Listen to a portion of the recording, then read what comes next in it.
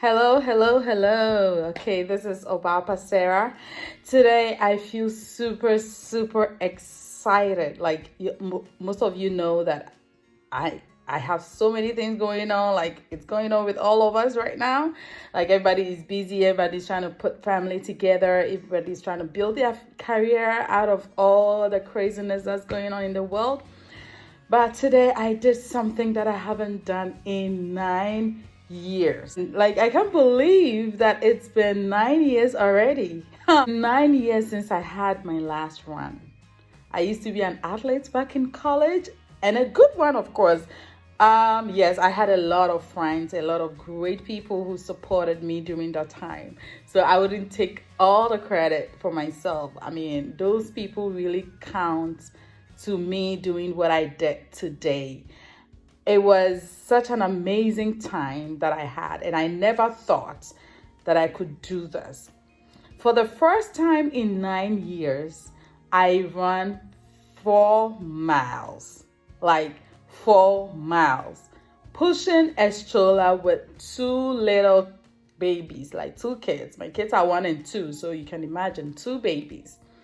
And I ran through the neighborhood. I ran through places like through the woods, through the place where nobody, through the hills, like bumps and all that. I ran through it, all that. And I just can't believe right now, I can't believe that I did that. 4 miles just is like almost 6 kilometers. I used to run 8 kilometers back in the day for marathon. So I was very impressed. I'm like, how did I do this? And for the first time, this is just amazing. I don't know how I pulled it off, but the things that kept me going whilst I was on that me time running is what I'm going to share with you. First of all, it was the memories. The memories from back in 2008 to 9, 10, and 11. Those were the things that kept me on. The present thing was there, but the things that kept me moving and running was my friends, the people that never knew me to be an athlete, the people that never thought I could be a good athlete, the people that stood by the roadside cheering me on, the people that stood by the roadside criticizing and telling me all kinds of things just so I could win, or maybe I could lose. When you're running a marathon, it's just so hard for you to tell who really likes you or who is your supporter, because someone will just say something just because probably behind you, their favorite athlete is coming. So they just say something just to demoralize you so that the person can pick up the pace and, win the race. But those memories kept me going. My coach, I could hear his voice, especially when I was running with the kids today, and then I got to a place where it was just woods. There was no human sound. There was no houses. Nobody was coming. It was just a walkway, a free walkway with trees and a creek down there. And it was just me, and my husband was like 1 mile away, what behind us. I was like, oh my God, what do I do? But I kept running, and I heard my coach's voice who would be like, go on, Sarah, go. Like, that, yeah, he would do that, and he would say all those. And I remembered all the women, all the girls who would be like, why are you running? Why do you want to be, how do you want your skin to be? The athletes, we have muscles and all that. So do you want to be muscular and all that? Those were the things that I remembered, and they kept me going. I also remembered the times that I wanted to give up, the times that I felt so weak in my bones, in my legs, in my back, and I felt like, oh, let me just give up.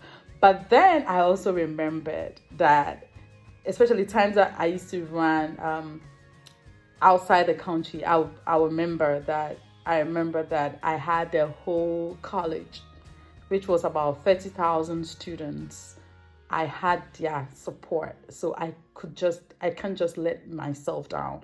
At least the least I could do for myself at the time was to finish the race. And it had always been graceful. Like that 4 years that I started running back in college changed my life. It made me focus. It made me super, super smart, that I didn't really need to spend too much time learning something. It made me someone who could multitask. I mean, talk about all the great stuff that great artists athletes do. I could do that. Like, and I just couldn't even imagine how I did it. So today, those were the memories that kept me on. And one interesting thing that kept me going was my son. So we have something, normally when I pick them from school, I turn on the car, he'll go like, ready, go, wee, ha ha, boom, boom, boom. So anytime I get to the traffic lights, that's what we do, and until we get to the highway where there's no traffic, so we just run through. And he kept saying that because you know why? The speed reminded him of him, sitting in the car and just rhyming or singing those words every time. So he kept on saying, ready, go, wee, aha, boom, boom, boom, boom. It was just exciting. I was like, okay, let me keep moving because I don't want to let this little man down. I just want to keep moving. I just want to keep doing something. And it was just about 30 minutes, but I had a great time with myself. That's the most amazing thing that has ever happened to me ever since I became a mother. I had a great time. They were there, the world was still there. The world was running around me. Everything was, but I had that time to reflect on the things that I really loved to do, on discovering myself, discovering me, and the things that I used to do back in college. So I'm just saying this just to encourage you out there. Yours may not be to maybe run a 4-mile or 6-kilometer run or jog around pushing 2 kids.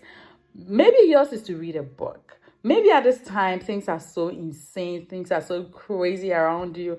Maybe yours is just to find that time in a small corner, in a dark room, and just meditate.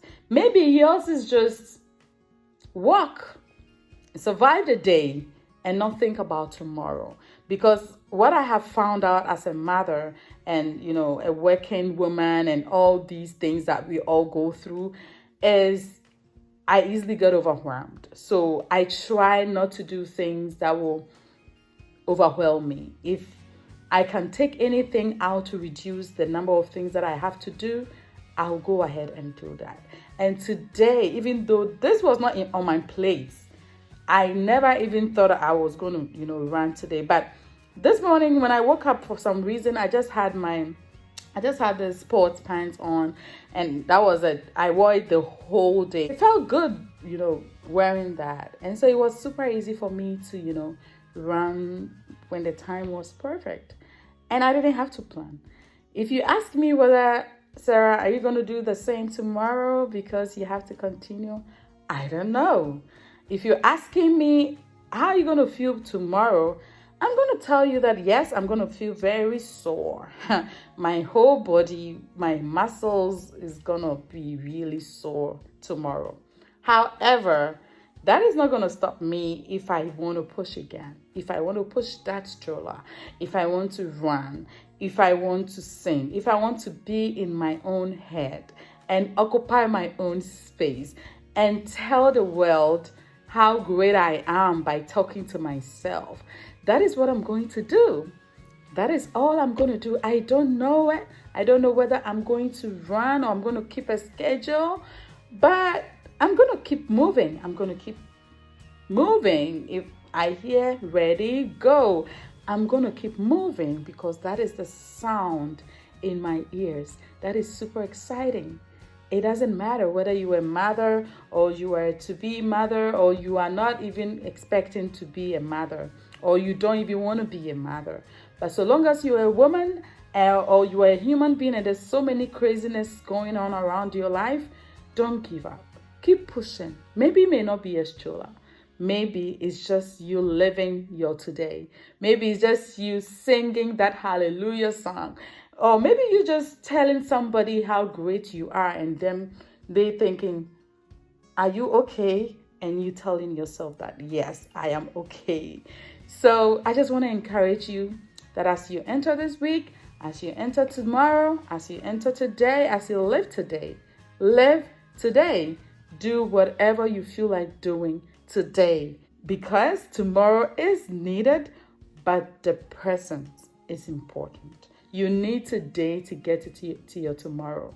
So if you have to run, if you have to sit in the dark and be yourself, if you have to cry because you have kept this sorrow in your heart for such a long time, if you won't have to cry it out, do it, and do it now. Do it today, and just enjoy today and live tomorrow as well.